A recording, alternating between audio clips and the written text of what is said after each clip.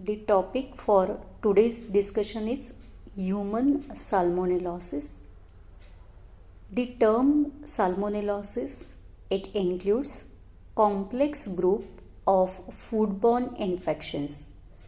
These foodborne infections we can see in man as well as in animals.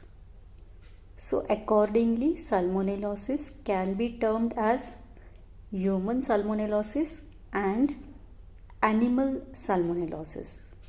Today we are going to discuss about human salmonellosis.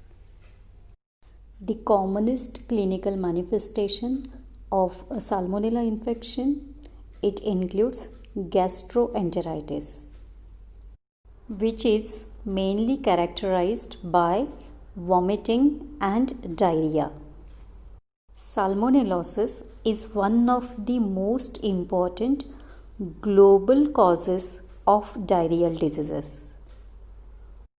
Majority cases of salmonellosis, they are mild, but sometimes the cases may be life-threatening and sometimes even it may prove fatal.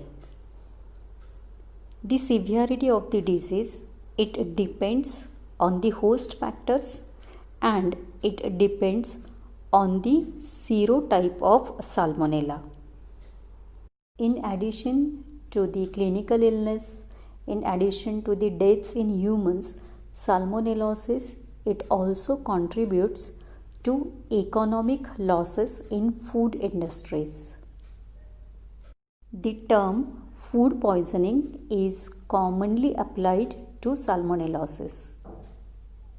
The most important thing to understand in the introduction to the human salmonellosis is it includes different food-borne infections, and these infections can be seen in humans also and in animals also.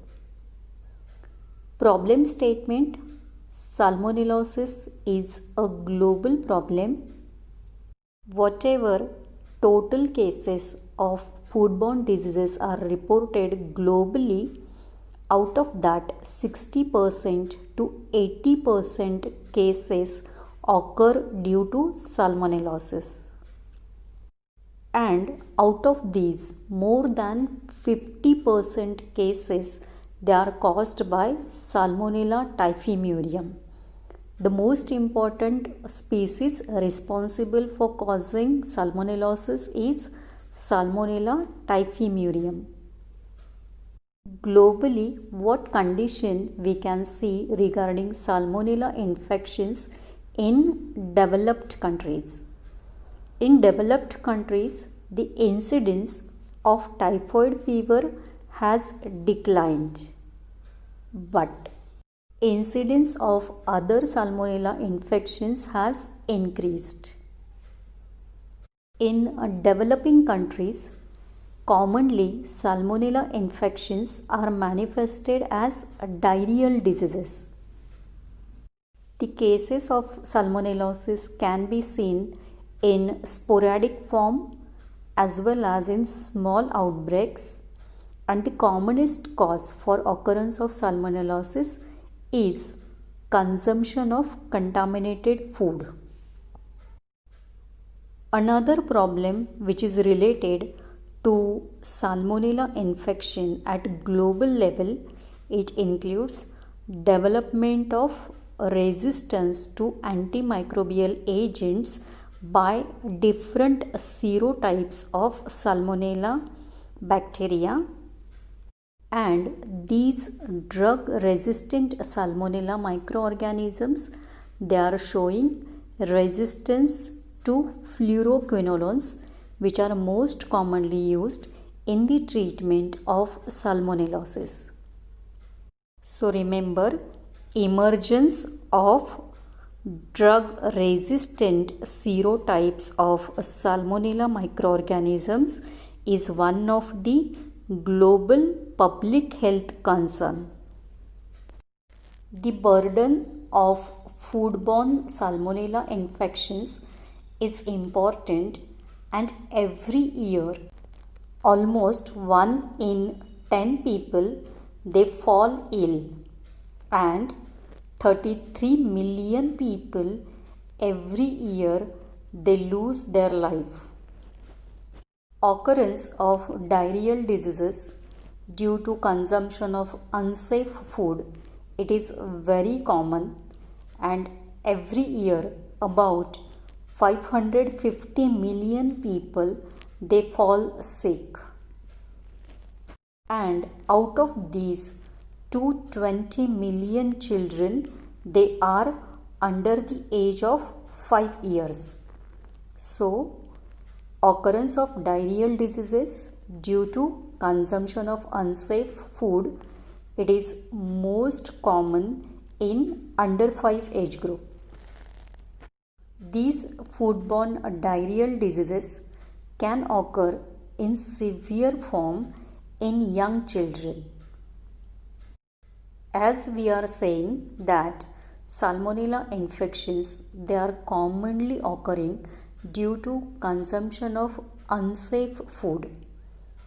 So to prevent the problem of salmonellosis at global level, basic food hygiene practices are very essential, and they are recommended by World Health Organization. Epidemiological determinants, agent factors. Salmonella, it includes large group of bacteria, and these are important bacteria. This group, it includes more than 2500 serotypes. We said there are more than 2500 serotypes or serovars of Salmonella microorganisms which are identified till date, and these are capable of infecting humans. But in most of the countries, near about 10 serotypes are there which are found in endemic form. Salmonella is gram-negative, rod-shaped bacteria. It belongs to the family Enterobacteriaceae. This family includes two species, Salmonella bongori and Salmonella enterica. And as we said earlier, there are more than 2500 different serotypes, and all serotypes, they can cause disease in humans. Out of these serotypes, some serotypes, they show host specificity. For example, Salmonella enterica serotype Dublin, it is seen in cattle. But majority of serotypes of Salmonella, they have wide host range. Since Salmonella infection can be seen in animals, infection may get transmitted from animals to humans, and this transmission of salmonellosis from animals to humans, it is seen in different parts of the world. Salmonella shows ubiquitous distribution, and Salmonella are relatively resistant to the different environmental factors. They have shown resistance to drying, salting, smoking, freezing, and they can survive for several years. Since these microorganisms, they are showing resistance to various food processing methods like drying, salting, even freezing, this explains why these organisms can survive in different kinds of food. And we can isolate these organisms from various types of foods like chocolates, biscuits, coconuts, and even spices. Even in dry environment, Salmonella can survive for several weeks. And in water, Salmonella can survive for several months. Thus, Salmonella are capable of surviving in food, in dry environment and in water. But Salmonella organisms, they are sensitive to heat and they won't survive at the temperature 70 degrees Celsius or above this temperature. Epidemiological classification of Salmonella microorganisms. Epidemiologically, Salmonella, they are classified into three important groups. In first group, those Salmonella are included which infect only man. For these species, only humans or man is the host. Example, it includes Salmonella typhi, Salmonella paratyphi A and Salmonella paratyphi C. Thus, Salmonella typhi, Salmonella paratyphi A and Salmonella paratyphi C produces infection only in human beings. In second group, those Salmonella microorganisms are included which shows host specificity, particularly for certain species of animals. So here we can see host preference or host specificity for animals. For example, Salmonella cholera suis, it shows host preference for swines. Salmonella dublin, it shows host preference for cattle. Salmonella abortus equi, it shows host preference for horses. And Salmonella gallinarum, it shows host preference for poultry. Out of these species which are showing host preference to certain animals, we said here Salmonella cholera suis, Salmonella dublin, Salmonella abortus equi, Salmonella gallinarum. Out of these, Salmonella cholera suis and Salmonella dublin, they are pathogenic for humans also.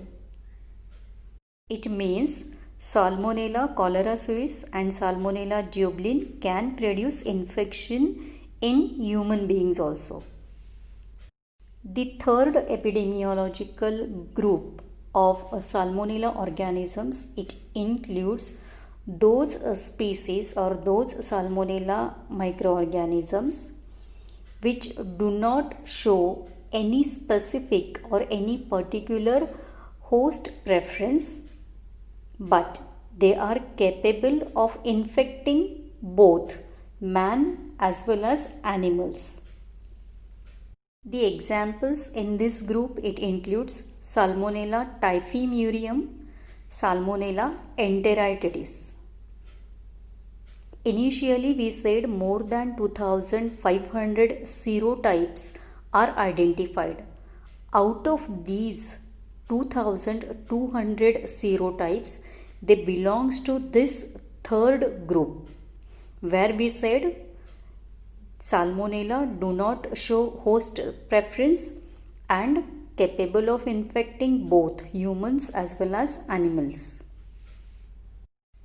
Salmonella infections can be seen in animals also and in humans also. Now regarding their transmission, they can be transmitted in both directions. So Salmonella infections can be transmitted from animal to man, and even they can be transmitted from man to animal. So this transmission which occurs from man to animal and from animal to man is called as amphizoonosis. So we can find amphizoonosis mainly in this third epidemiological group of Salmonella organisms. Remember, this epidemiological group of Salmonella, it includes two important species, Salmonella typhimurium and Salmonella enteritidis. Salmonella typhimurium, it is responsible for about 50% or even more cases of human salmonellosis throughout the world. And Salmonella enteritidis, it is also emerged as an important pathogen. Three epidemiological main groups of Salmonella, it includes those Salmonella which infects only man, example Salmonella typhi, Salmonella paratyphi A and Salmonella paratyphi C. Second group includes those Salmonella which shows host preference to animals, and Salmonella cholera suis and Salmonella dublin can be transmitted to humans. The third group, where there is no specific host preference, we can see infections in man as well as in animals, and infections can be transmitted from animals to man and even from man to animals. Important species in third epidemiological group, it includes Salmonella typhimurium and Salmonella enteritidis. Reservoir of infection and sources of infection.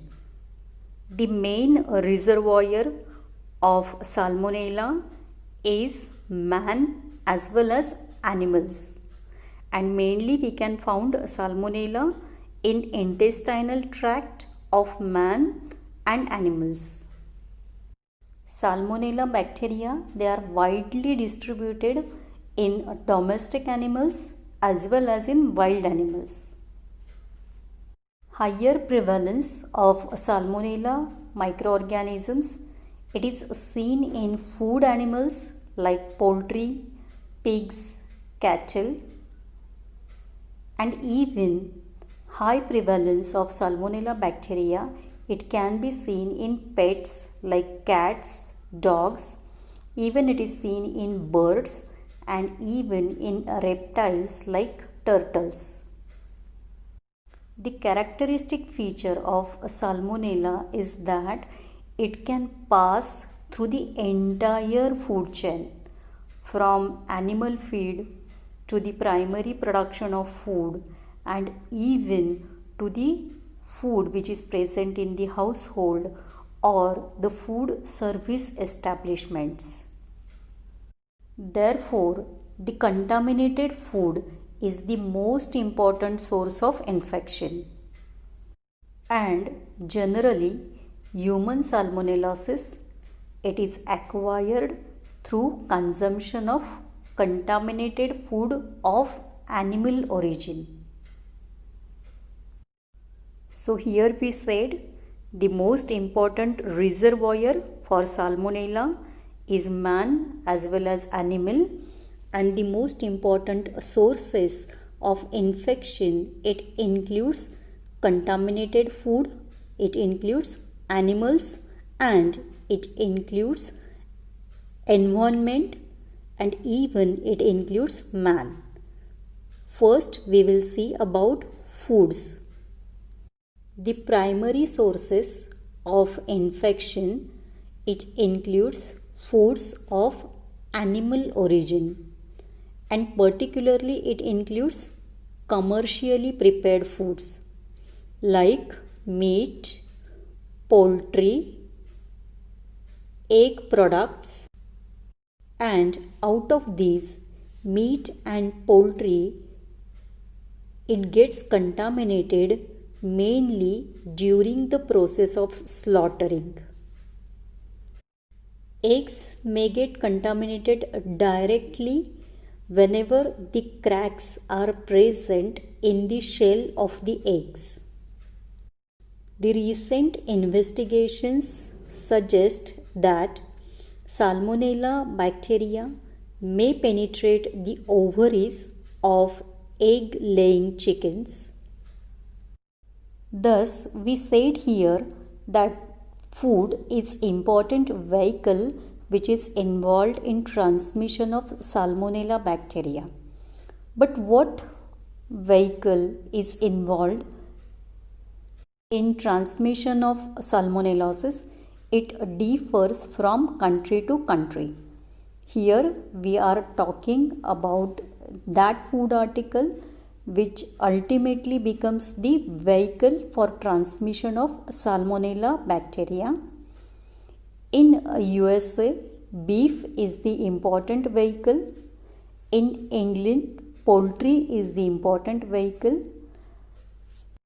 Like animal foods, the processed foods or the produced foods like chocolates, spices, or even coconut, it can transmit Salmonella microorganisms or Salmonella bacteria if food processing is carried out in contaminated environment.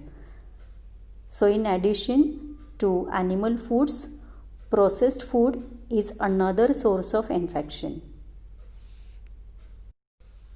Even cross-contamination of cooked foods which can occur from raw ingredients or which can occur from kitchen surfaces can also transmit Salmonella bacteria and cause salmonellosis. Important sources of infection from foods, it includes animal foods like meat, poultry, eggs. It further includes processed foods like chocolates, spices. In addition, it includes cross-contamination of food from raw ingredients, and there is possibility of transmission of Salmonella bacteria from green vegetables if they are contaminated by manure of animals. The another source of infection, it includes animals. As we said earlier, salmonellosis can occur in animals. So in case of animal salmonellosis or in case of zoonotic salmonellosis, different animals may get infected. Examples, it includes cattle, swine, even rodents may get affected. Pet animals like dogs and cats may get infected. Even salmonellosis, it is seen in poultry. The Salmonella bacilli, they are present in the meat, in the eggs or excreta of infected animals. So, contaminated tissues or the contaminated eggs, these becomes important sources of infection for salmonellosis. The next important source of infection is environment. Salmonella bacilli, they are widely distributed in our environment. We can find Salmonella in dust, in water, in manure, or even they can present in sewage or they are present in sludge. In addition, we can find Salmonella bacilli in vegetables or even different birds, fish, rodents and other mammals, they can carry Salmonella bacilli. In soil, Salmonella bacilli can survive for several months. Even in water, Salmonella bacilli can survive for several months. They are capable of surviving in food also. In addition, these Salmonella bacteria, they are capable of multiplying in warm environment. So even if high ambient temperature is present in different countries, even in these countries, Salmonella bacilli, they can multiply. Regarding the etiological agent Salmonella bacilli, another important thing is the resistance developed by Salmonella bacilli to different drugs. These bacilli, they are showing multi-drug resistance and they are mainly showing resistance to the most important drugs which are used in the treatment of salmonellosis, that is fluoroquinolones, and in addition they are showing resistance to third generation cephalosporins. Development of drug resistance is one of the most important difficulty in treatment of human salmonellosis. Mode of transmission. Salmonellosis in humans is generally contracted through the consumption of contaminated food of animal origin. It mainly includes eggs, meat, poultry, and milk. There are several factors which can facilitate transmission of Salmonella bacilli. These factors it includes food handling methods, cooking habits, different local customs, food processing, storage of foods, and distribution methods related with the food. The most important factor which is concerned with the transmission of Salmonella bacilli, it includes prevalence of insanitary conditions. If cooking of food or handling of food or even processing of food, it is done in insanitary conditions, it favors transmission of Salmonella bacilli. This is one of the mode of transmission of human salmonellosis, that is by consumption of contaminated food or consumption of contaminated drink. In addition to this, there is another mode of transmission in which man can contract infection after direct contact with infected animals like dogs, pigeons, or even these can be rodents. Thus, human salmonellosis, it can occur after direct contact with infected animals. Generally, although these animals are infected, they do not show signs of disease. Even these animals, they are not showing signs of disease, still they are capable of transmitting Salmonella bacilli to man. Third mode of transmission of human salmonellosis, it includes human to human or man to man transmission. Once man is infected, man becomes important source of infection. So these can be cases or carriers of human salmonellosis which can spread infection to other humans, and the spread of Salmonella bacilli, it occurs by fecal oral route. Thus, person to person transmission can occur through fecal oral route. Incubation period of human salmonellosis is 6 to 72 hours. Clinically, we can see different syndromes. It may include either occurrence of enteric fever or occurrence of enterocolitis or gastroenteritis or occurrence of septicemia with focal lesions. Enteric fever, it is caused by Salmonella typhi, Salmonella paratyphi A and Salmonella paratyphi C. These are human pathogens and they are not considered zoonotic agents.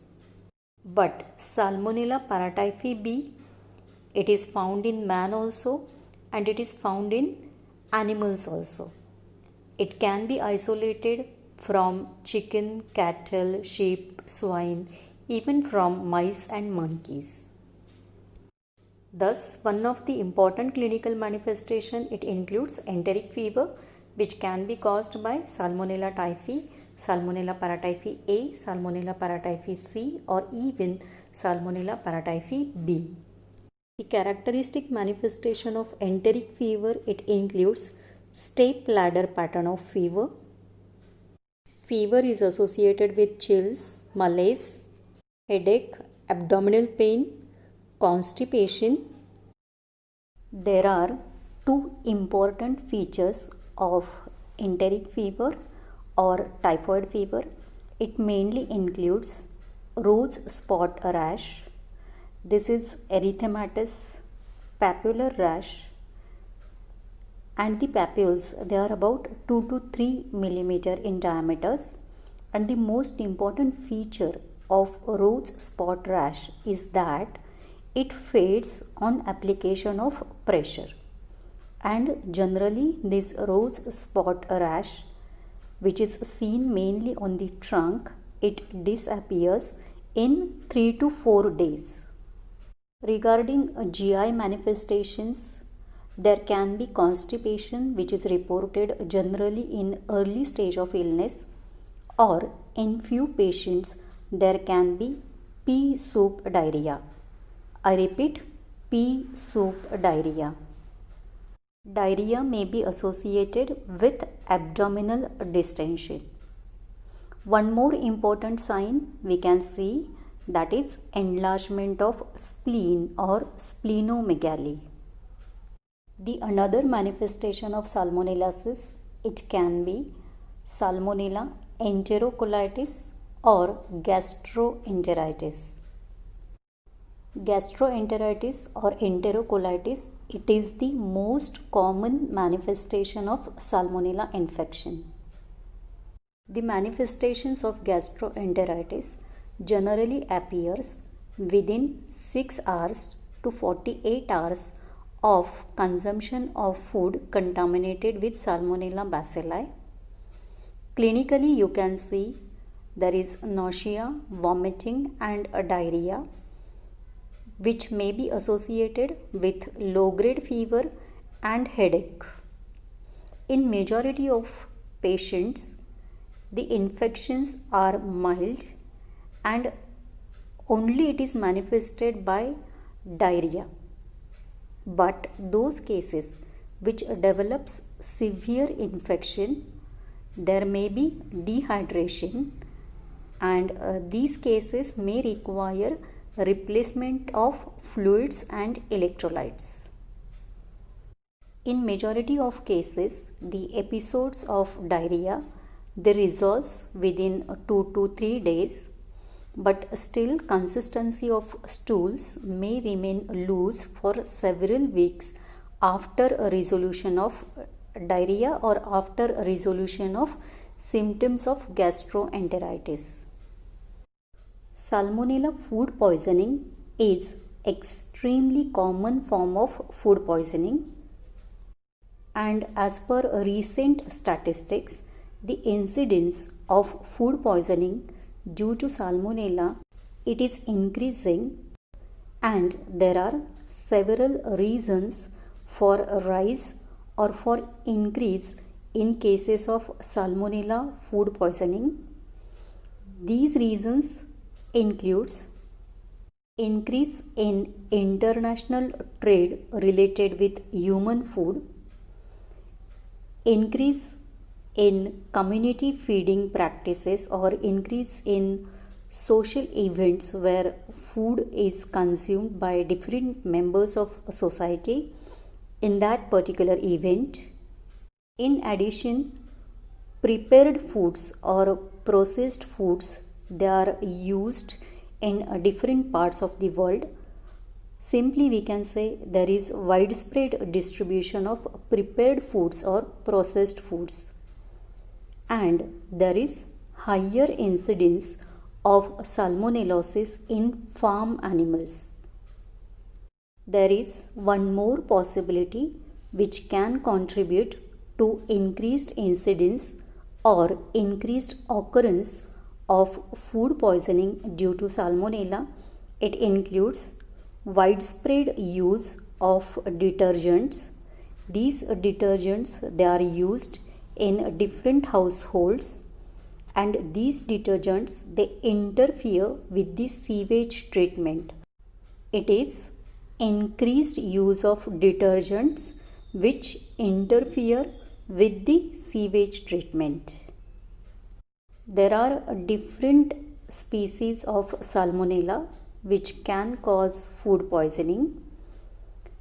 Important species, it includes Salmonella typhimurium, Salmonella cholera suis, and Salmonella enteritidis. I repeat, there are 3 important species which are involved in food poisoning due to Salmonella infection. These species includes Salmonella typhimurium, Salmonella cholera suis, and Salmonella enteritidis. And as you know, Salmonellosis, primarily this is the infection seen in animals, and man acquires infection from farm animals and mainly from poultry. So how man acquires infection? It is acquired through consumption of contaminated milk or contaminated milk products, or due to consumption of contaminated meat, or due to consumption of contaminated egg or egg products.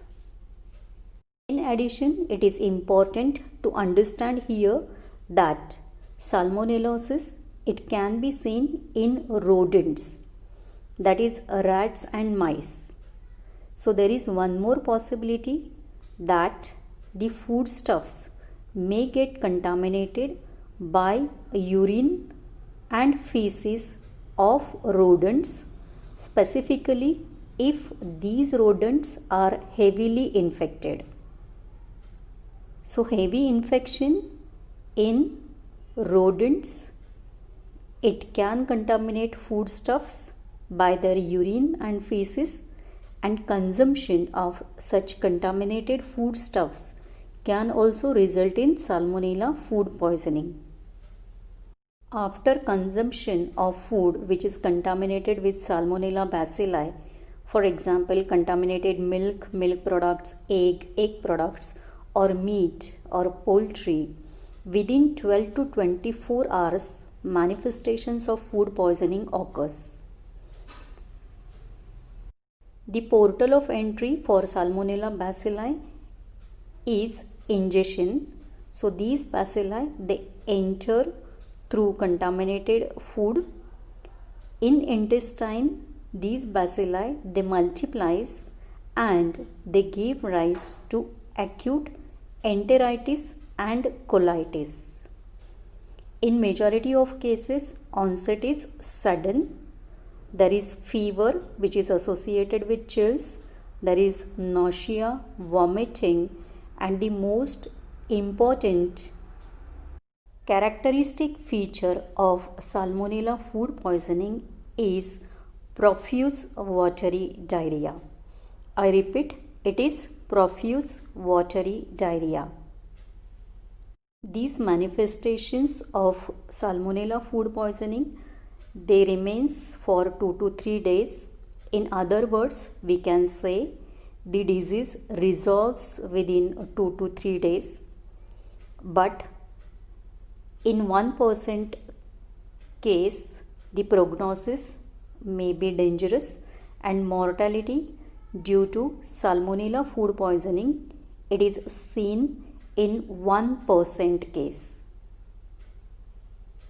The patients of Salmonella food poisoning which recovers or which gets cured, they develops convalescent carrier state, and this convalescent carrier state, it may remain for several weeks.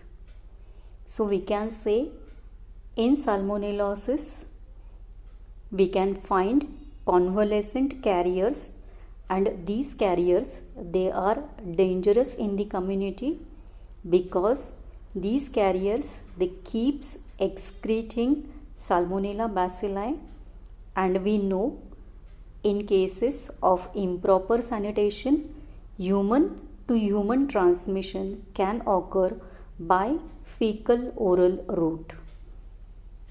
We said clinical manifestations of Salmonellosis includes 3 syndromes. Out of that, we discussed enteric fever, we discussed Salmonella enterocolitis or gastroenteritis or Salmonella food poisoning, and the next syndrome is septicemia with focal lesions. It can be called as non-typhoid salmonellosis. The important organism involved is Salmonella cholera suis. This bacilli invades blood stream and leads to generalized infection or localized infection, which can be manifested as PUO. Here, PUO stands for pyrexia of unknown origin. Pyrexia of unknown origin can also be called as fever of unknown origin and can be abbreviated as FUO. Pyrexia of unknown origin means there is fever or elevated temperature. Fever is persistent for more than 3 weeks. So, the duration of fever is more than 3 weeks. Patient is hospitalized and baseline investigations are carried out, and there is failure to reach a diagnosis even after 1 week of inpatient investigations. The infection with Salmonella cholera suis may be manifested as pyrexia of unknown origin. There can be focal lesions, and focal lesions may be manifested as osteomyelitis or arthritis, or even there can be involvement of gallbladder, which is manifested as cholecystitis, or involvement of meninges, which is manifested as meningitis, or even there can be involvement of endocardium, which is manifested as endocarditis, or even there can be pyelonephritis. Diagnosis of salmonellosis, it mainly includes culture. Blood culture or stool culture can be done in enteric fever.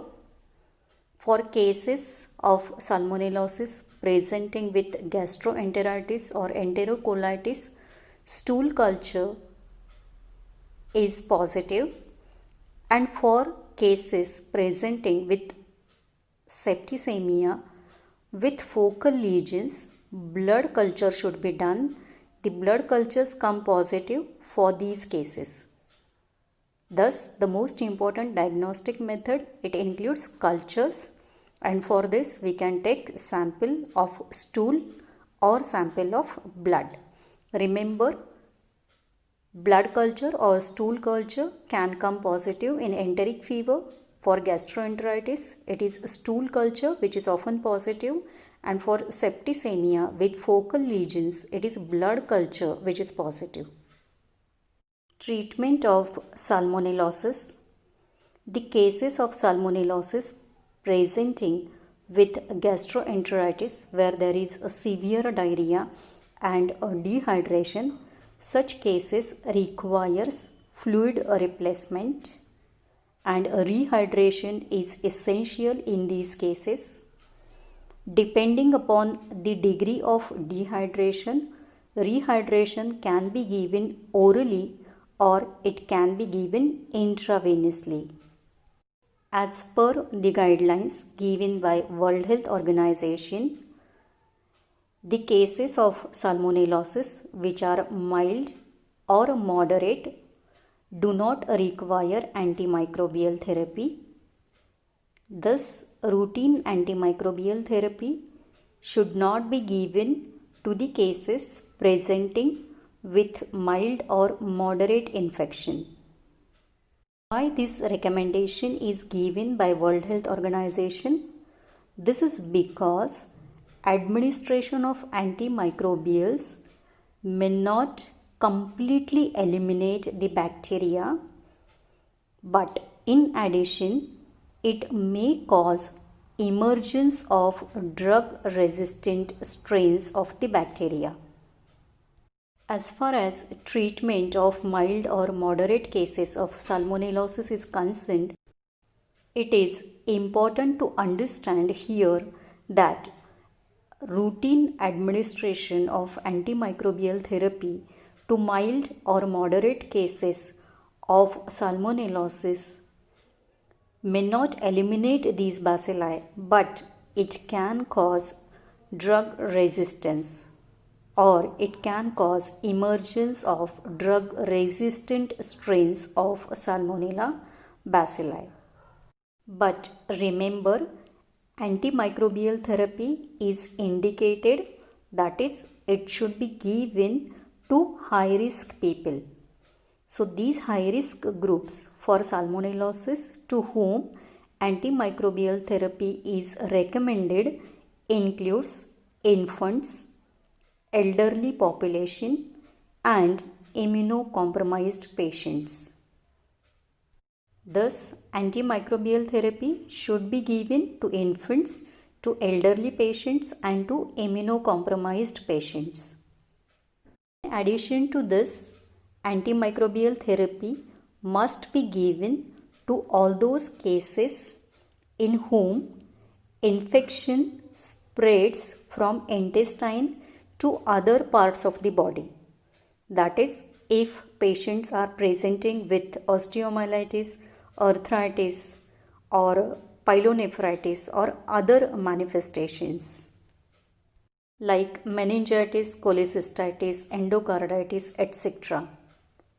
Generally, the drugs which are used in the treatment of salmonellosis includes fluoroquinolones and third generation cephalosporins. As per World Health Organization guidelines, the different regions, they should have their local surveillance system. They should notice the resistance pattern developed by Salmonella bacteria, and the treatment guidelines should be reviewed accordingly on a regular basis. Prevention and control measures. Prevention and control measures should be applied at all stages of food chain, beginning from agricultural production to processing of food, manufacturing of food and preparation of different types of food. This food preparation, it includes at commercial level as well as at household level. It is important to apply preventive and control measures at all elements of food chain. Even it is important to apply these measures during consumption of food also.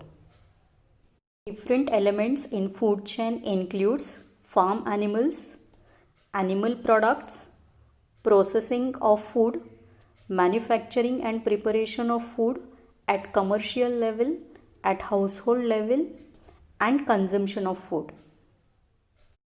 The preventive and control measures applied at farm level, it includes controlling the disease in animals. In animals, salmonellosis can be controlled by immunization of farm animals. It is important to immunize farm animals against salmonellosis. Administration of hygienic animal feed to the animals. It is important to ensure sanitary environment for farm animals. The most important aim in preventing and controlling salmonellosis, it includes to raise salmonella-free animals. The other approaches for prevention and control of salmonellosis, it includes hygienic slaughtering of animals, hygienic milking of animals, public health measures like pasteurization of milk. If possible, pasteurization of eggs should be done. It is essential to dispose liquid waste and solid waste by appropriate methods. Cold storage facilities should be available for proper preservation or proper storage of food. The most important preventive measure, it includes health education of the people regarding salmonellosis, regarding environmental sanitation, and regarding proper care of farm animals. As far as salmonellosis is concerned, only health sector cannot solve the problem of salmonellosis. And for solving this problem of salmonellosis, intersectorial approach is essential. So there should be different approaches which needs integration from agricultural sector, from veterinary sector, and even the sectors which are outside to the health sector, which may include different ministries. So the another important approach is intersectorial approach. Right now we said for prevention of salmonellosis, health education is essential. To whom we are supposed to give health education? The health education, ideally it should be given to all people, but specifically it should be given to all those people who are involved in handling food. Simply we can say health education is essential for food handlers, and health education should be given to both professional food handlers and domestic food handlers. These food handlers should be educated to follow hygienic rules while preparing food. If professional food handlers are suffering from fever, diarrhea, vomiting, or even from skin infections, they should report to their employer immediately, and such employees should not be allowed or should not be permitted to handle food. The health education program of food handlers, it should include 5 keys to safer food. These 5 keys to safer food are recommended by World Health Organization, and it includes keep clean, means the environment should be kept clean where food is handled or where food is prepared. Raw food and cooked food should be separated. The third key, it includes thorough cooking. Specifically, animal foods should be cooked thoroughly. Regarding storage of cooked food should be stored at safe temperatures, and for cooking, safe water should be used. These keys are especially important in preventing food poisoning. Even World Health Organization has given recommendations for those people who produce fruits and vegetables. It is important to grow safer fruits and safer vegetables and to reduce microbial contamination. 5 keys are given for growing safer fruits and safer vegetables. These keys includes practicing good personal hygiene, protection of fields from animal feces, that is to protect vegetables and fruits from animal fecal contamination. Only treated fecal waste can be used in the farms. It is important to manage the quality of water which is used for irrigation purpose, and the harvest and storage equipments should be kept clean and dry. Similarly, recommendations are given by World Health Organization for general public and travelers to ensure safety while traveling. These recommendations includes proper or thorough cooking of food, and food should be consumed when it is hot, or it should be served when it is hot. Consumption of raw milk and the products prepared from raw milk should be avoided. WHO recommends to drink only pasteurized milk or boiled milk. It is important to avoid use of ice if it is not prepared from safe water. Ice prepared from safe water can be used. The drinking water, it should be safe. Safe water means the water that is free from pathogenic agents, free from harmful chemical substances. It should have pleasant taste. It should be free from color and odor, and it should be suitable for domestic use.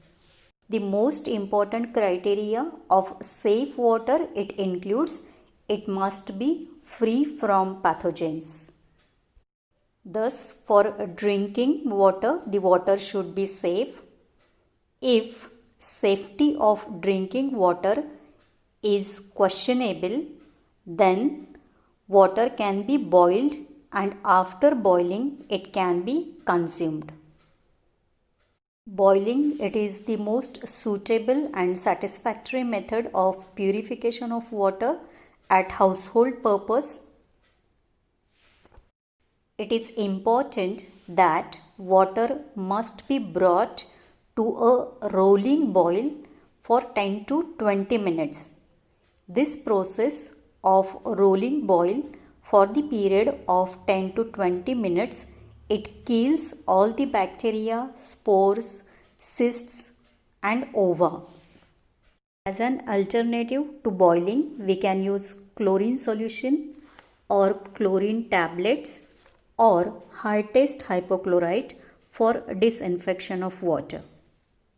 Another recommendations for public and travelers includes washing hands thoroughly and frequently, using soap and adequate quantity of water.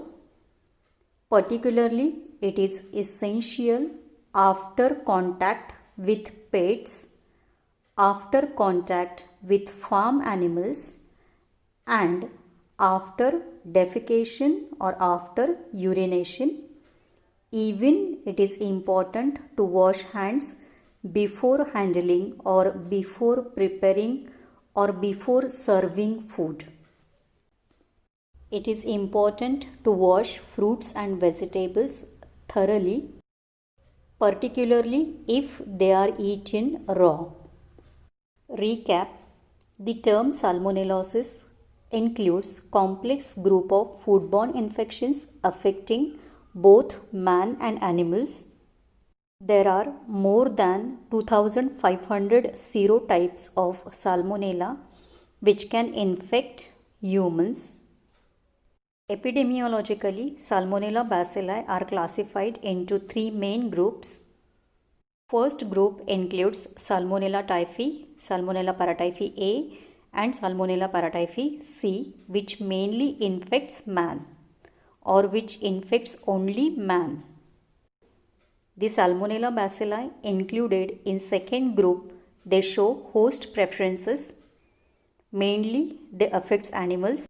For example, Salmonella cholerae, Salmonella dublin, Salmonella abortus equi, and infection can be seen in swine, cattle and horses respectively. Salmonella gallinarum, which can infect poultry. Out of this, Salmonella cholerae and Salmonella jubilin can infect man also. The third epidemiological group, it includes those Salmonella bacilli which do not show any host preference, and infection can be seen in both man as well as animals. Examples includes Salmonella typhimurium and Salmonella enteritidis. The important reservoirs of infection, it includes humans or man as well as animals. And the important sources of infection, it includes contaminated foods, animals and some environmental factors. Salmonellosis, it occurs mainly due to consumption of contaminated food or consumption of contaminated drinks. Even it can occur due to direct contact with infected domestic animals. Third mode of transmission, it includes man-to-man transmission by fecal-oral route. Thus, cases or carrier of human salmonellosis can spread salmonellosis among other humans by fecal-oral route. Clinically, salmonellosis can be manifested by one of the three important syndromes, which includes enteric fever, gastroenteritis, or septicemia with focal lesions. For prevention and control of salmonellosis, the preventive and control measures should be applied to all elements of food chain. Attention should be paid to farm animals. It is important to raise salmonella-free animals. The other measures, it includes hygienic slaughtering. It includes pasteurization of milk, cold storage facilities for storage of foods, and most important part is health education. Health education, mainly it should be given to food handlers.